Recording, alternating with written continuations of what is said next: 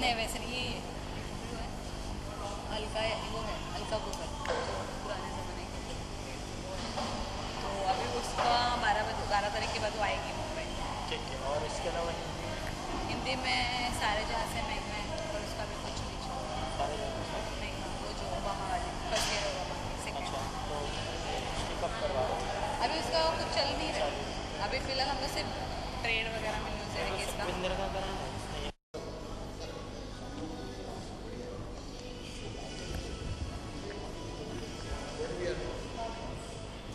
चल, for whom are we doing it? It's for news है।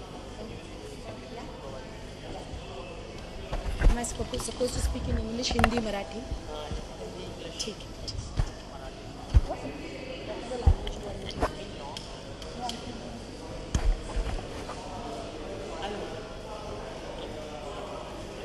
इसलिए in the name of tie you are coming back to movies इतने लंबे schedule के बाद, what makes you think about this? इस film को करने का मुख्य कारण और एकमेव कारण उज्ज्वल जी ठेंगड़ी साहब हैं, जो इस फिल्म के दिग्दर्शक हैं, जिन्होंने लिखी है ये फिल्म। मतलब मेरे लिए ये सौभाग्य था कि उनके साथ काम करने का मौका मिला। इसके पहले इन्होंने जो फिल्म बनाई थी वज़ीर, जिसको काफ़ी सारे अवार्ड्स मिले हैं, बहुत सराही गई है वो फिल्म, उसमें काम करने का मौका मुझसे चूक गया था क्योंकि तब डेट्स में नहीं कर पाई थी। लेकिन इस बार ये गलती नहीं करना चाहती थी। स्क्रिप्ट तो सचमुच ही बहुत अच्छी है और जिस किरदार के बारे में उन्होंने मेरे लिए सोचा वो तो लाइफ टाइम रोल है। मतलब ऐसे किरदार मिलना किसी भी कलाकार के लिए बहुत खुशी की बात होती है। तो मतलब मैं बहुत खुश हूँ कि ये मौका मुझे मिला है ये काम करने का। और फिल्म अलग है, it is a statement on present contemporary times. बहुत सच्ची कहानी है और एक ट्रू स्टोरी पे बेस्ड है, तो वो सच्चाई बरकरार रखते हुए ये कहानी बनाई गई है और अच्छे अच्छे लोग हैं शामिल इस सिनेमा में। तो मुझे लगता है कि ऑडियंस ने भी उसे अच्छा साथ देना चाहिए।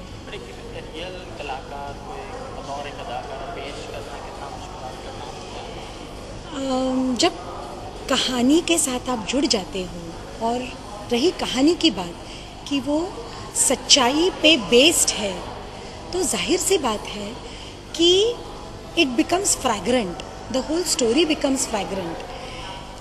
बट जहाँ तक किरदार निभाने का सवाल है, तो हम कहानी से जुड़कर, डायरेक्टर से जुड़कर, बाकी कलाकारों के साथ जुड़कर वो अपना अपना किरदार बना लेते हैं। बिकॉज ज़्यादा शब्दों में उलझाने से अच्छा ये होगा कि मैं नवलीन जी से नहीं मिली, लेकिन मैंने उनके बारे में पढ़ा है या सुना है, स्क्रिप्ट में देखा है, तो उसी बुनियाद पे मैं उन्हें खड़ा कर पाई। पर्सनली आप मानते हैं कि कलाकार को इस तरह की रिसर्च करनी चाहिए कि रियल किरदार अगर वो मैं एक बात कहूँ, जैसे हमारी निजी ज़िंदगी में होता है कि हमने डिग्रीज़ के कितने डॉट्स अपने नाम के आगे लगाए हैं, इससे कोई फ़र्क नहीं पड़ता। हम इंसान कितने अच्छे हैं उससे फ़र्क पड़ता है। रही बात कलाकार की, तो पढ़ाई का भी उतना ही मतलब है कि हम अगर अच्छे बन जाए तो हमसे जो निकल आएगा वो जाहिर सी बात है अच्छा होगा। बस।